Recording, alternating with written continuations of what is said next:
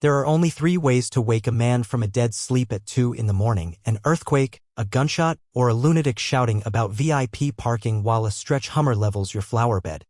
For me, it was the third. I bolted upright in bed, heart pounding, tangled in flannel sheets and confusion. Outside, headlights blazed through the curtains like alien abduction lights. I staggered to the window, flung the drapes open, and stared in disbelief.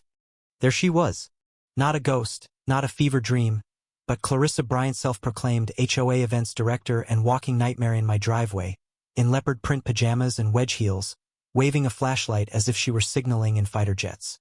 Charging straight toward her, a stretch Hummer with gold rims, subwoofers rattling, and a just-engaged banner flapping behind it like the flag of a conquering army. I had questions. Many. But first and foremost, why was it pulling into my driveway?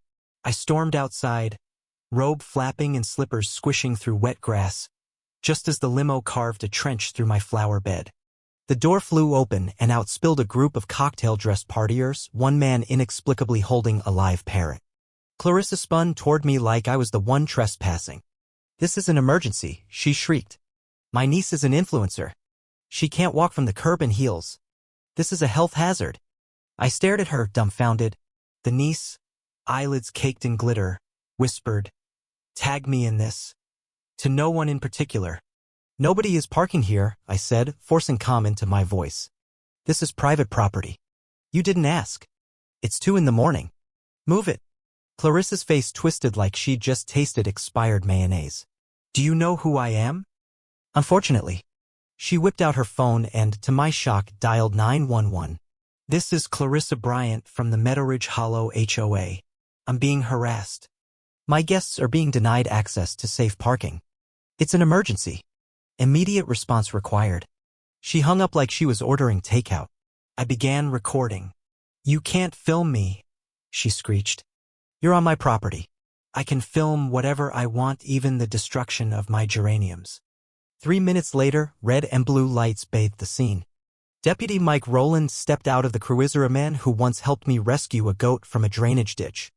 "Clarissa," he sighed. "Again?" I asked. "Last time it was wind chimes." Clarissa snapped, "This is serious. He's denying access to influencers. Millions of followers." Mike raised an eyebrow. "Ma'am, this is not an emergency. This man owns the driveway. You're trespassing." "I demand a hearing," she barked. "I'm calling a vote." Just then, the niece went live on her social media. "This man is like totally oppressing us. VIP parking is a human right." My jaw dropped.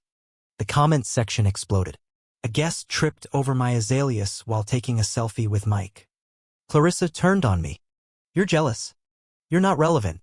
Want to press charges?" Mike asked. I considered it, then smiled. "No. Let her have her night. Just make sure she knows I'm not done." The parrot squawked, "You're cancelled." As the limo finally left, scraping over my gravel, I stood in the wreckage of my flower bed, plotting. Not revenge strategy. She woke the wrong neighbor. And I don't fight dirty. I fight smart. The next morning, I sipped my coffee and surveyed the carnage: tire marks, crushed hydrangeas, and a sequined purse by my mailbox. I wasn't mad. I was inspired. By noon, I had a digital file labeled Claris Apocalypse containing footage from every angle. I called my lawyer, Sam Dillard, a man with the charm of a funeral director and the bite of a pit bull. He was delighted. "You have the 911 call too?" he asked. "Yep. We can work with this. Get the HOA bylaws." That night, I read those bylaws like scripture. Clarissa had broken 9 rules in 24 hours. My favorite? Section 7B. No promotional events on private property without board and county approval. Her influencer niece's shindig? Definitely promotional. And I had drone footage. I sent photos to my cousin Leo, who worked zoning. Leo loved code violations like some folks love Christmas. He promised to drive by. Next, I posted a clip online of Clarissa shouting she can't walk in heels. Caption: "Another quiet night in Meadowridge." It went viral. Neighbors piled on. She used my hose, blocked my ramp, woke my baby. I escalated, hauled out my trailer, mounted a floodlight, Bluetooth speaker, and a sign: "Private driveway. No events. No exceptions." Looped soundtrack, chickens clucking and goats bleating. That night, the Hummer returned. Denise posed mid-spin. I hit the floodlight and soundtrack. She screamed. Her phone vanished into my rose bushes. Clarissa arrived, furious. This is psychological warfare. Legally, it's my land. Yours? Not so much. What 10? The one Leo says violates code. Her expression cracked. The music volume dropped. The influencer niece cried on Instagram. The guests stopped blocking driveways. But I wasn't done. Not yet. 3 days passed. Then, pink spray paint appeared across my driveway. VIP parking only.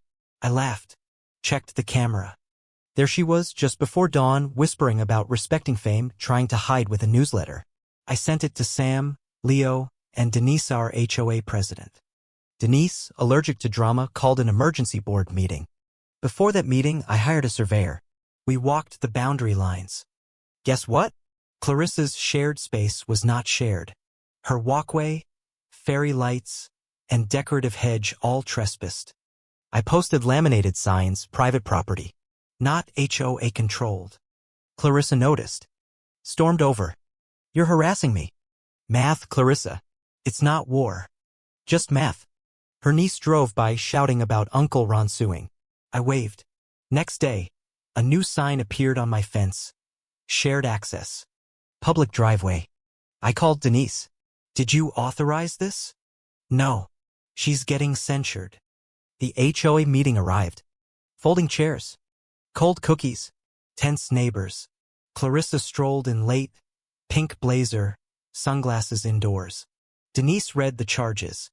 Unauthorized event, false emergency call, property damage, fake signage. Clarissa spun tales. I was a bully, her niece was promoting cultural unity, my chickens were aggressive, they weren't mine. I calmly passed Denise my folder. Photos. Footage. Surveyor report. A screenshot of the niece's live stream, tag me at the psycho's house. Clarissa sputtered. Denise asked, any defense? Clarissa blamed her printer. Then chickens. Doug waved. They're mine. The vote, 4-0. Clarissa suspended. She demanded an appeal. Denise handed her a resignation form. Clarissa signed it, tripped on the carpet, and nearly fell into the cookies. Neighbors clapped. Doug promised to keep the chickens quiet. I applied for a gate permit the next morning. Approved in 48 hours. Installed within 3 days. No more late-night limos. No more influencer invasions. Clarissa watched through blackout curtains. I waved. She didn't. We held a barbecue. Everyone came. Except her. A week later, her house bore a discreet for sale sign tucked behind her crown-shaped hedge. A quiet goodbye. But I wasn't done.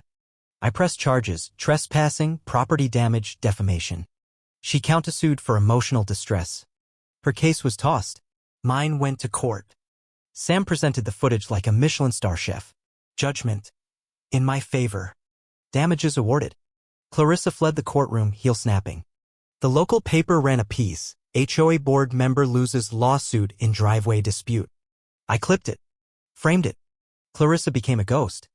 The Hummer vanished. Her niece stopped posting. One evening she stormed over. You ruined my life. Made me look insane. Clarissa, I said, you did that yourself. I just hit record. A week later, a moving truck arrived. No one helped. No one waved. We threw an impromptu block party. Doug brought eggs. Marvin brought pickles. Denise brought pie. I added one last sign by my new gate. Private property. No VIP access without decency. And finally quiet returned. No sirens. No spotlights. Just peace properly earned. And I plan to enjoy every minute of it.